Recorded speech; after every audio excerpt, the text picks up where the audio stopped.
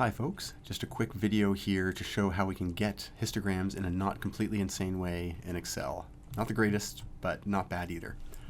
The motivation level is what we were looking at, and the problem was if we just did a pivot table and a bar chart on that, we have these awkward numbers like 8.5, 7.5.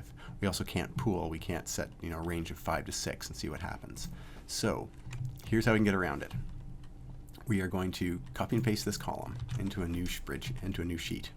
Keep it with the same file. We're going to delete the header because it just gets in the way. Let's delete that completely. All right. Now, let's say our bins were the nice integers, up to 10 here.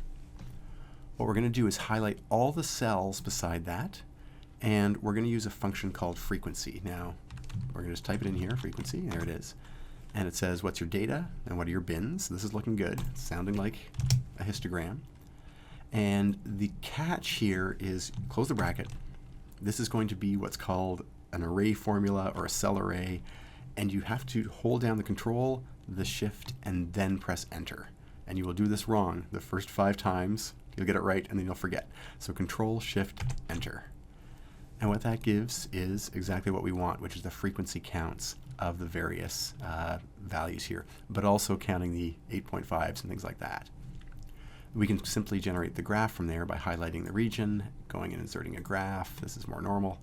We want to do a bar plot, but we want a particular kind. We want the frequency kind. So perfect, we'll do that.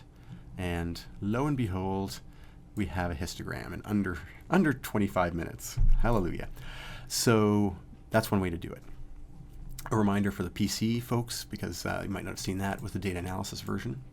So if we have the same information here. We have our bins, and we want to do the data analysis version. So on the PC, we go to Data Analysis tab and Data. We select the histogram out of the big long list, and then I'm going to clear all this stuff. So we select our data column. That's great.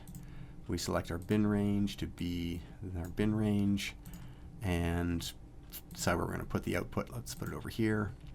That's great. And we'll say OK.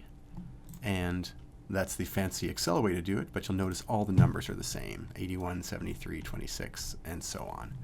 And from that, again, we could just highlight that region, go to our insert a chart, and insert another frequency chart like so.